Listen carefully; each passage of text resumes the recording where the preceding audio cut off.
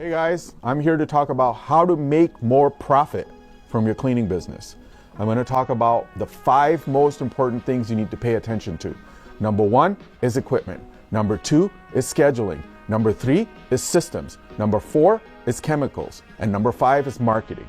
Let me not waste your time. Let's get right into it. Okay, when you have equipment, make sure you pick out the right equipment, because if the equipment isn't efficient, it's going to cost you money. It's better to just finance the right stuff, get what you need, and have it pay for itself, because every time you use it, you will be making a greater profit. So these are the 3 things I want to look for. Number 1 is the ability to clean from the truck. When you have the ability to clean from the truck, all you're doing is connecting hoses and starting the machine and start cleaning. So you're making money right away. You're not taking it out, you're not finding circuits, you're not fighting with the machine. Number 2 is autofill, auto dump, especially for doing tile and grout. When we do tile and grout, there's 5 times the amount of water that you use. How the heck is a person supposed to fill it up and empty it when it gets empty every few minutes, right? So we need to have an autofill, auto dump, so the water comes in, the dirty water goes out. It's all automatic. Number 3 is unlimited heat. This is the most misunderstood part. People think, hey, I'm gonna get an electric heater. It's a 20 amp circuit, you know, that you're gonna get 20 amps of electricity to heat the water. But the thing is, when you're doing something dirty, like in the traffic lane clean, it's gonna be trashed out. And then when you have the trigger open and you're running the wand, there is no possible way that 20 amps can furnish the amount of heat that you need for that. And number 2, for tile and grout cleaning, absolutely no way. You're using high PSI, mostly about 800 or higher, and then you're just going through such high volume of water that 20 amps is not going to be enough to heat that up. So you want to make sure you address that too. Once you got these 3 things addressed, you're good for equipment. Number 2 is scheduling. Scheduling is kind of an interesting thing. Basically, when I'm scheduling a job, I need to have broad times, and I'll tell you why. One of the things that I would like you guys to do is make sure that you add on work when you're at the job. But how are you going to add on work when your job is coming up that you had promised the customer you'd be there at 11, for example? So I want you to do time frames. For example, the first job will be from, say, 8 to 10. The second job will be from, say, 9 to 12. And what that does, it gives you like a little ballpark. Broad times will help you add on more work at your first job. And then again, also will help you if the first job did cancel, you can call your second job and say, hey, Mrs. Jones, I'm running a little early. I was wondering if you're available, I can come over. So that way you don't waste time waiting for someone to become available.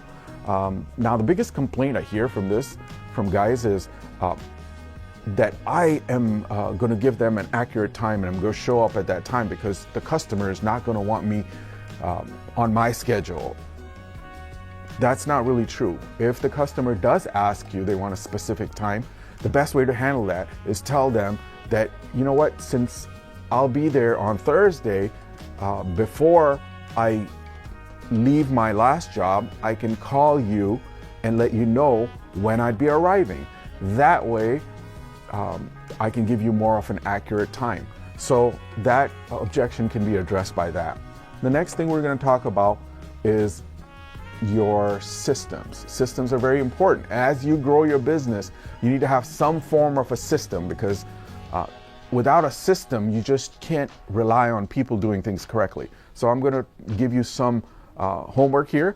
Buy the book called The E-Myth. It's an easy read. It's by Dr. Michael Gerber. And it's the foundation of how businesses are built as far as systems go. Another book that I want you to read is called Phenomenal Business. Lastly is make a checklist for everything. There should be a checklist for when you get on the job. There should be a checklist when you leave. For example, all the things that you need to pick up, your wand, your tools, your pressure gun, whatever, before you go home, it should be all on the checklist so things don't get missed. In the beginning, before you leave for a job, there should be a checklist. So you know what you're going to deal with today and what equipment, chemicals, and things like that that you need. So a checklist is extremely important. Let's talk about the next subject here. which is chemicals.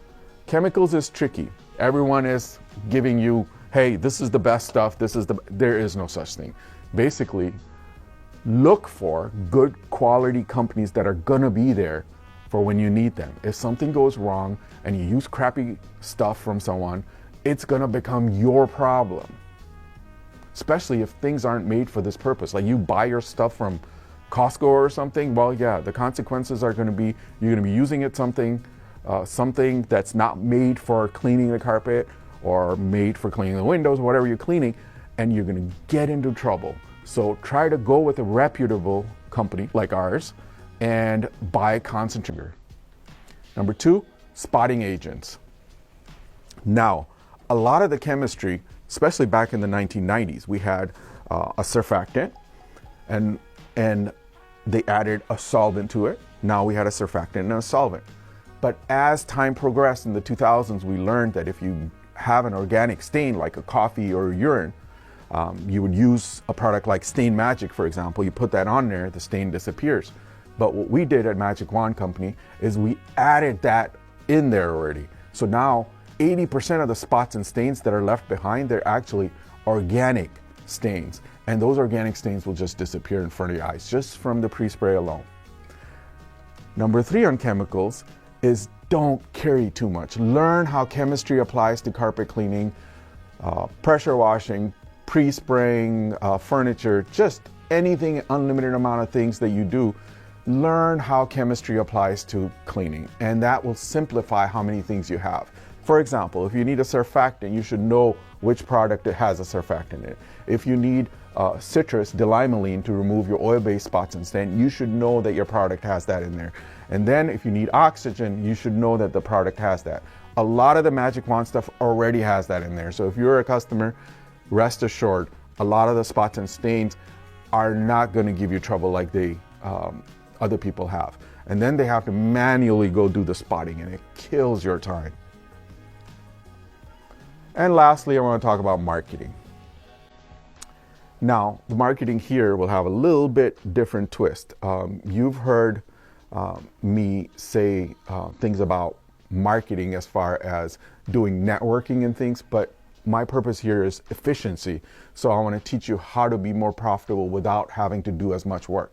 One of the things that I've learned is when you're there at the job, ask for the review and see if you can get the review right then. That way you don't have to deal with them or chase them around, waste your time, or not even get a review. When you're already there, Mrs. Jones is jumping up and down with excitement, and you can just take that moment and transfer that energy into a good review.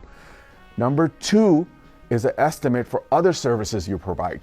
Never leave the money on the table. As soon as you walk out, the customer is already thinking about cleaning something else. And the chances are you probably can clean it.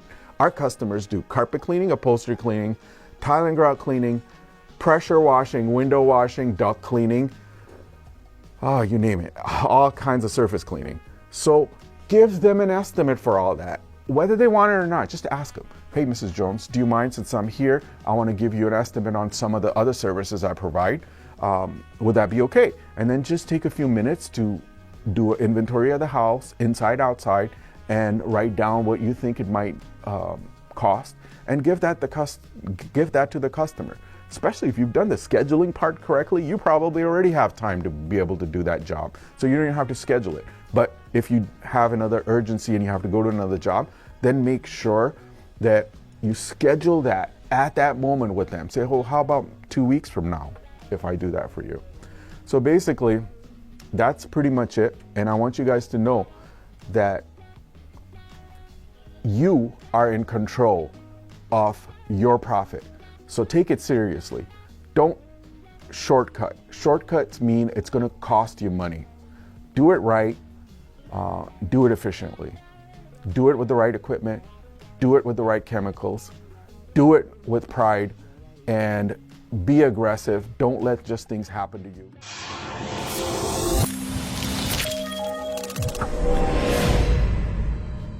Come check us out at magicwandcompany.com.